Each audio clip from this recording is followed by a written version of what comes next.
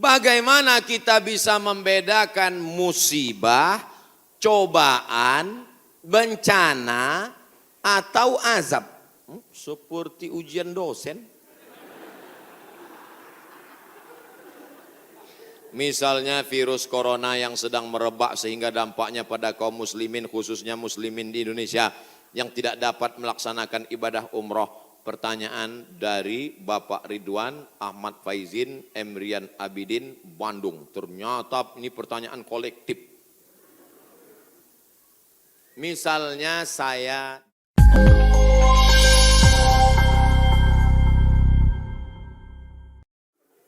Ustadz Somad mau nanya nih, bahwasanya datang musibah dikarenakan adanya maksiat. Nah, oke, nah ini aja. Ada, saya bukan ngada-ngada.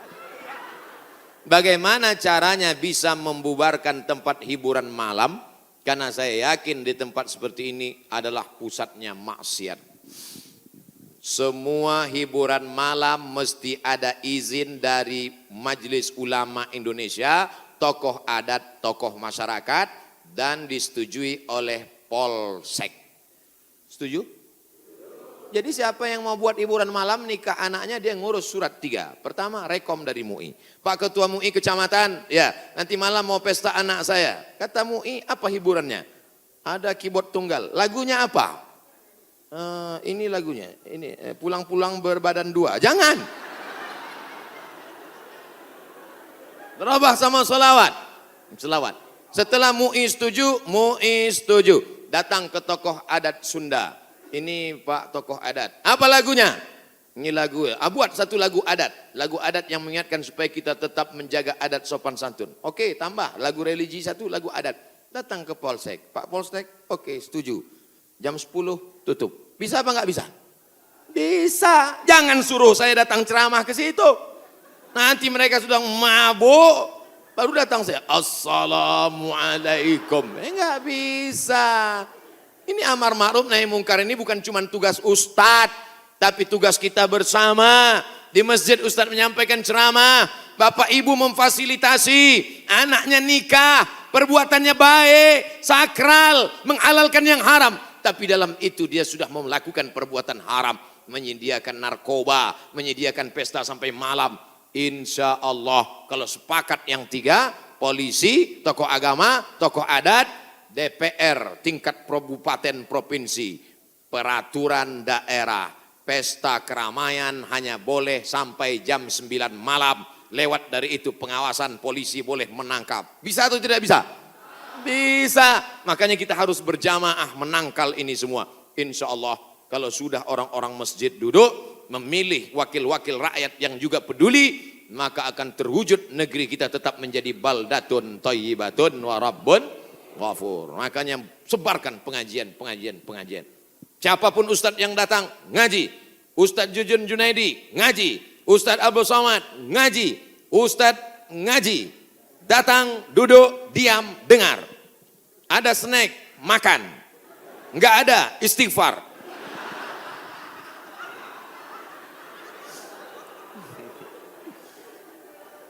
Ustadz Somad, saya manusia banyak dosa. Tidak sholat Jumat. Kenapa enggak sholat Jumat? Man tarakal jumu'ata salasa marratin. Siapa yang enggak sholat Jumat 3 kali berturut-turut, tahawunan, bukan karena sakit, bukan karena darurat, tapi karena menyepelekan panggilan Allah, taba'allahu ala qalbi, Allah mengunci pintu hatinya. Kalau sudah hati terkunci, telinga tersumbat, mata tertutup, khatamallahu ala qulubihim wa ala sam'ihim wa ala absarihim ghishawah. 3 kali sholat Jumat kau tinggalkan, Allah mengunci pintu hatimu. Siapapun yang ceramah tak akan masuk ke telingamu. Na'udzubillah.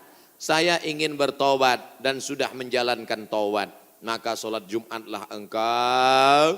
Siapa yang datang hari Jumat saat yang pertama seperti berkurban seekor onta, datang pada saat yang kedua seperti berkurban seekor lembu, datang saat ketiga seperti berkurban seekor kambing, datang saat keempat seperti berkurban seekor ayam, Datang saat kelima seperti berkurban sebutir telur ayam. Sekarang banyak yang datang hari Jumat, jangankan telur ayam, telur puyuh pun nggak dapat. Datangnya kapan? Ketika khotib sudah naik ke atas mimbar. Jamaah Jumat yang dimuliakan Allah. Baru dia datang. Udah terlambat sholat sunat lagi. Allahu Akbar. Pakai baju kaos tertulis, emang masalah buat lo. Orang kalau taubat itu malu sama dosa-dosa masa lalu, bukan bangga. Ini banyak juga orang udah taubat. Ustaz Somad, saya ini baru hijrah. Dulu semua saya minum. Semua narkotika saya pakai. Ente taubat apa sombong? Orang taubat mengenang dosa itu melelehkan air mata, nangis. Ada juga bukan bangga. Ada juga sebagian jamaah sudah taubat nangis. Ustaz saya, kamu menyesal minjam uang. La illallah. Kenapa hati ini masih keras Ustadz? Belum bisa nangis di saat tahajud Ustadz. Datang seorang bertanya kepada Nabi an qaswatil qalbi. Hatinya keras. Apa kata Nabi? At'imil masakin wamsah ra'sal yatim. Kalau mau melembutkan hati, kasih makan fakir miskin, usap kepala anak yatim. Siap? Ngaji jangan ditunda-tunda, pulang dari sini langsung mampir ke rumah makan, beli nasi bungkus, bawa ke panti jompo, anak mereka sudah meninggal hidup sebatang kara, belikan kain sarung, langsung datang. Assalamualaikum Bapak Ketua Panti Jompo. Waalaikumsalam. Berapa semua orang jompo di sini? Ada 100 orang. Saya mau makan siang sama mereka. Semuanya 2 orang aja. Kebetulan bawa nasinya cuma 2 kan.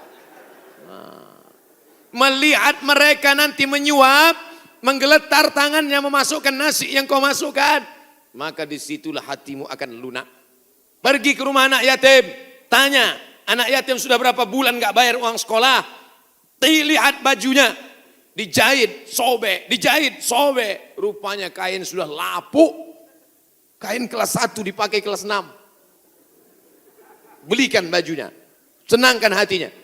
Nabi yang mengasih resep ini. An qaswatil qalbi. Azab yang paling hebat bukan miskin. Azab yang paling dahsyat bukan susah. Azab di atas azab adalah hati yang keras. Wa inna minal hijarati lama yatafajjaru minhul alhar. Ada batu keras tapi masih bisa mengalirkan air. Wa inna minha lama yahbitu min khasyatillah. Ada batu yang keras tapi hancur berkeping ketika takut kepada Allah. Di atas bukit Tursina. Saya ketika naik ke atas bukit Tursina di Mesir, tempat Nabi Musa menerima wahyu, itu nampak batu-batu hancur. Kata imam masjid yang ada di atas, inilah batu yang hancur saat takut kepada Allah SWT. Tapi kalau sudah hati menjadi keras, maka tak akan meleleh apa-apa. Kalau ada orang tidak meleleh apa-apa, pelit, medit, bakhil, itu salah satu ciri hati yang keras. Lunakkan hati dengan banyak bersedekah. Saya kalau ikut pengajian, telinga saya tahan. Kalau ikut sholat malam, mata saya tahan. Kalau datang ke masjid, kaki saya tahan. Tapi kalau sudah keluar duit, dompet saya nggak tahan. Banyak orang ketika keluar, alhamdulillah masjid ini adalah wakaf orang-orang baik di Panyawangan, di Jawa Barat. Ternyata orang-orang Sunda, orang-orang Jawa Barat ini berwakafnya tidak tanggung-tanggung. Langsung satu masjid. Mudah-mudahan akan banyak wakaf-wakaf yang lain insya Allah. Amin. Sekarang banyak juga orang berwakaf. Ustaz Somad, itu tanah saya wakafkan. Mantap. Begitu diurus di Badan Pertahanan Nasional, rupanya suratnya 5. Kenapa kau wakafkan tanah bermasalah? Karena bermasalah, itulah saya wakafkan Ustaz. Na'udzubillah. Kalau hatimu masih keras juga, hadirlah di tempat penguburan jenazah. Berdirilah di tepi kubur tempat jenazah. Suruh kawan satu nyenggol dari belakang. Masuk kau ke dalam, kau sambut jenazahnya, kau pegang masuk ke lubang, terasa dingin dari bawah, sadarlah bahwa kau juga akan mati masuk ke dalam. Rumahmu yang besar tinggal, istrimu akan nikah dengan brownies. Mobilmu yang mewah akan dijual, suratnya akan berganti di kantor Samsat. Tanahmu akan diganti akte notaris. Kau hanya akan membawa 2-3 helai kain kafan digulung macam dodol Garut. Apa yang kau bawa mati menghadap Allah Subhanahu wa taala? Ada orang Islam mati bawa seragam, ada. Tadi saya baru dikasih jaket kulit, sayang sekali. Tapi jaket itu pun tinggal kalau kau mati, Abdul Somad. Kenapa enggak dipakai sekarang? Panas. Apa yang kau bawa mati? Kalau pernah kau usap kepala anak yatim, kalau pernah kau infak sedekah untuk masjid, itulah yang akan kekal abadi. Yang mewakafkan tanah ini sudah meninggal, tapi terang kuburnya, lapang makamnya insya Allah. Amin. Pikirkan, orang yang cerdas bukan yang IP-nya 4. Orang yang cerdas bukan otaknya hebat. Al-Kayyis orang yang cerdas. Mandana nafsahu, mampu menekan hawa nafsunya. Wa amila lima ba'dal maut. Dia beramal, berpikir setelah mati. Ini banyak orang mikirnya setelah pensiun. Saya alhamdulillah Pak Ustaz udah siap nih setelah pensiun nanti. Memangnya yakin malaikat maut datang setelah pensiun? Banyak malaikat maut datang sebelum pensiun. Pikir baik-baik. Pikir itu pelita hati. Lama berpikir sakit hati.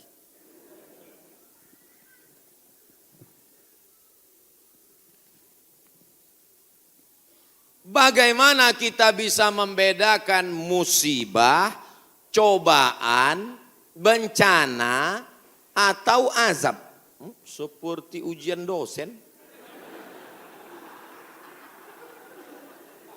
Misalnya virus corona yang sedang merebak sehingga dampaknya pada kaum muslimin, khususnya muslimin di Indonesia yang tidak dapat melaksanakan ibadah umroh. Pertanyaan dari Bapak Ridwan Ahmad Faizin Emrian Abidin Bandung. Ternyata ini pertanyaan kolektif. Misalnya saya demam. Dari mana saya bisa membedakan demam saya itu menghapus dosa, atau demam laknat, atau demam ujian iman, atau demam itu dari mana saya bisa tahu? Oh, kalau demamnya cuman 36 derajat Celcius itu menghapus dosa. Kalau 40 derajat itu laknat. Kalau 100 derajat kebakaran. Di mana kita bisa tahu?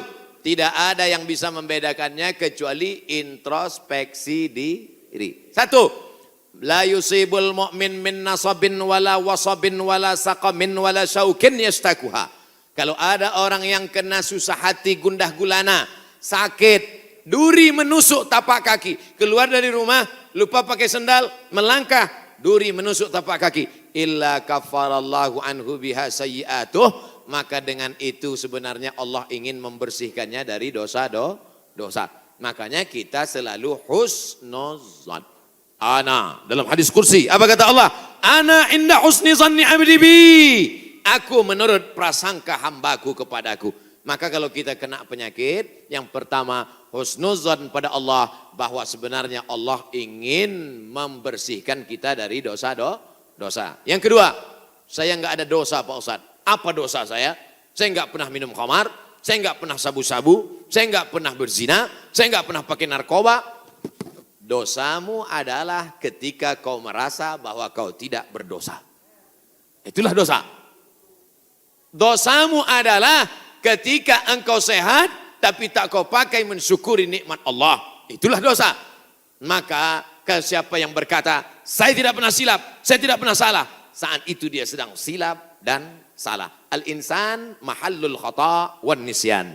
Manusia tempatnya silap, lupa dan salah. Yang kedua, ketika kita sakit, sebenarnya Allah ingin mengangkat derajat kita. Karena sebetulnya amal kita tidak cukup. Kita sudah ditempatkan di tempat surga Jannatul Firdaus. Tapi ketika malaikat ditanya, sudah cukupkah amalnya? Belum. Beri dia ujian. Supaya amalnya mencukupkan dia dengan amal sabar. Ada amal yang lebih tinggi dari tahajud. Lebih hebat daripada jihad. Apa dia? Innama yuwaffas sabiruna ajrahum bighairi hisab. Amal sabar menerima musibah. Tidak caci maki, sumpah serapah. Yang ketiga, bisa jadi laknat Allah. La ta'murunna bil ma'ruf. Mestinya kau tolong saudaramu yang ada di Uighur. Mestinya kau bantu saudaramu yang sedang teraniaya di India. Tapi mulutmu diam, kau tak mau menolong. Ketika musibah dikirimkan Allah dalam bentuk bencana, ternyata yang kena bukan yang jahat-jahat saja, yang baik-baik pun ikut juga kena. Maka tidak ada cara lain kecuali mohon ampun, minta ampun, taubat, nasuha kepada Allah Subhanahu wa ta'ala. Oleh sebab itu maka yang bisa membedakannya hanya Allah. dan kita hanya berhusnuzon kepada Allah Subhanahu wa taala. Bagaimana cara membentengi bencana yang semakin banyak akhir-akhir ini? Itulah yang udah kuceramahkan tadi.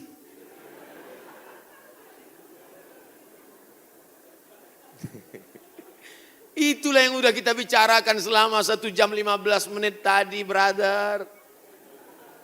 Tadi saya yakin ini pertanyaannya dibuat sebelum ceramah. Apabila kita sudah baca amalan-amalan penangkal musibah, tapi musibah masih saja terus datang. Bagaimana sikap kita sebagai muslim? Man lam yardha bi qada'i. Siapa yang tidak ridha menerima takdirku, walam yasbir bi bala'i. Siapa yang tidak sabar menerima ujianku, falyatlub rabban siwaya. Carilah Tuhan selain aku. Ada Tuhan selain Allah? La ilaha illallah. Maka kita tidak ada cara lain kecuali ridha, ikhlas, terima ketetapan Allah. Makanya ketika bangun pagi apa doanya? Raditu billahi rabba. Aku ridha menerima Allah sebagai Rabb. Apapun yang kau beri aku terima ya Allah. Wabil islami dina. Aku ridha Islam sebagai agamaku. Apapun perintah dan larangan Islam ku amalkan. Wabi Muhammadin nabiyya wa rasula. Aku ridha Muhammad sebagai Rasulku, maka kita ikut sunnah Rasulullah Muhammad sallallahu alaihi wasallam. Terjadi juga ridha. Tapi kalau terjadi karena kurang usaha, hukum sebab akibat.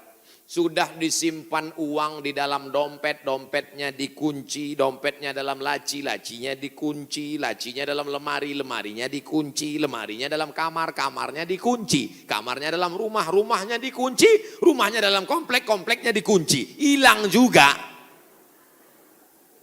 Terus mau ngamuk. Tidak ada cara lain kecuali ridha kepada Allah. Tapi kalau punya sepeda motor, enggak dikunci. Malah berhenti, mesinnya hidup, kuncinya diletakkan. Terus sibuk beli ngobrol. Beli kangkung 2 ikat, ngobrolnya 2 jam. Ketika dilihat hilang. Terus ketika hilang suaminya nanya, mana motor kita? Ridho mas. Itu bukan ridho, goblok. Mohon maaf, saya keceplosan. Oleh sebab itu maka tetap ada Ahlus Sunnah wal Jamaah mengajarkan kita ada namanya al-kasbu wal ikhtiar. Bahasa kitanya namanya usaha. Kalau pemerintah menyuruh pakai masker, usaha. Jangan tidak ikut. Suruh cuci tangan sering. Sebetulnya kita nggak perlu belajar masalah cuci tangan. Ada nggak ada virus kita tetap cuci tangan. Betul?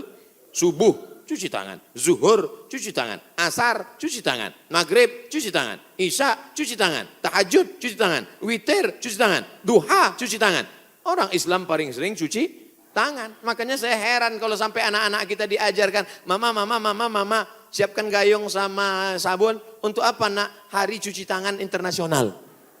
Loh, kita nggak perlu diajari cuci tangan.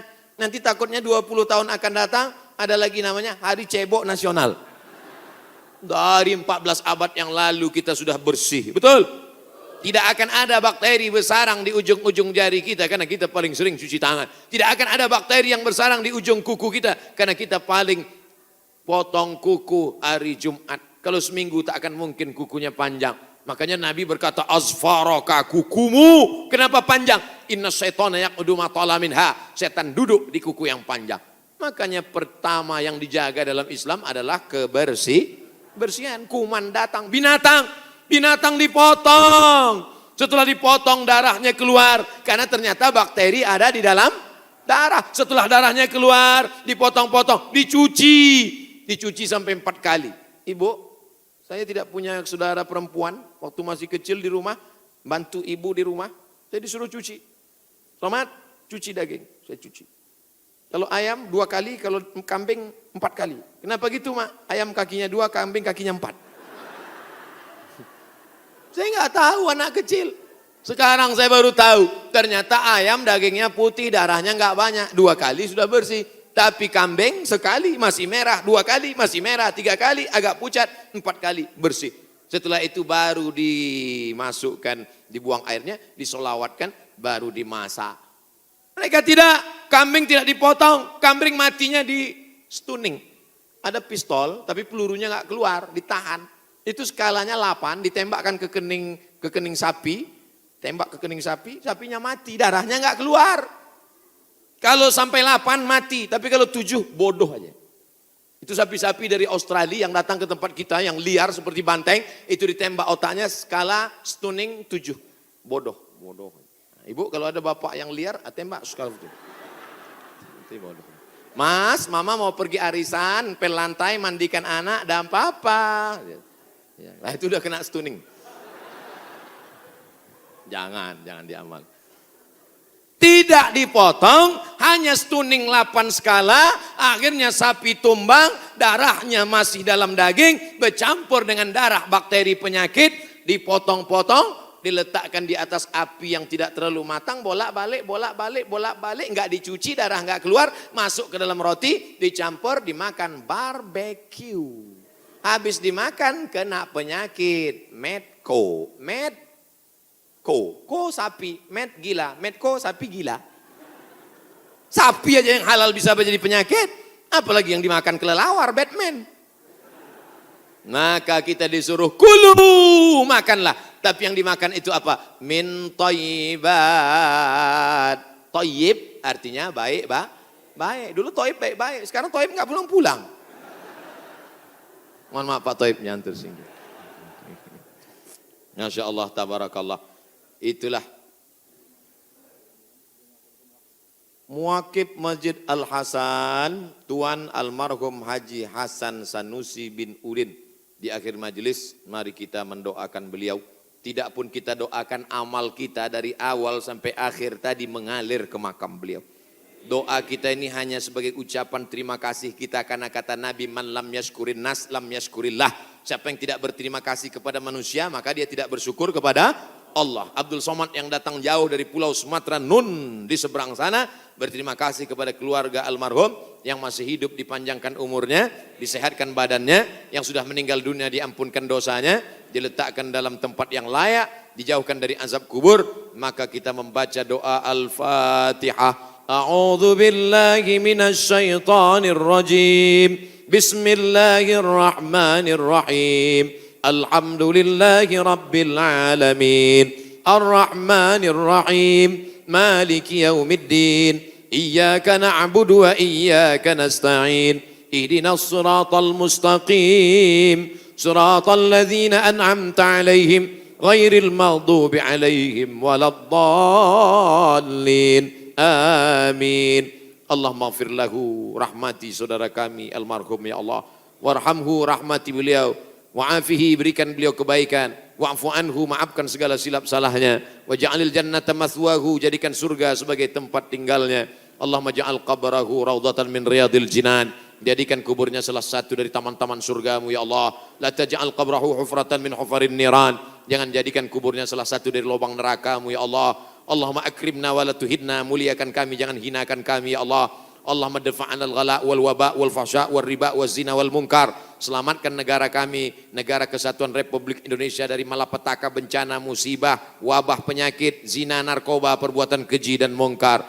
Allahumma a'inna, tolong kami ala zikrika, supaya hati kami senantiasa berzikir mengingatmu, wa syukrika, selalu bersyukur padamu, wa husni ibadatik, selalu beribadah dengan ibadah yang terbaik ya Allah. Ya muqallibal qulub, engkau yang membolak-balikkan hati, tsabbit qulubana, kokohkan hati kami ala dinik, dalam agamamu, wa ala ta'atik, dalam ketaatan kepadamu.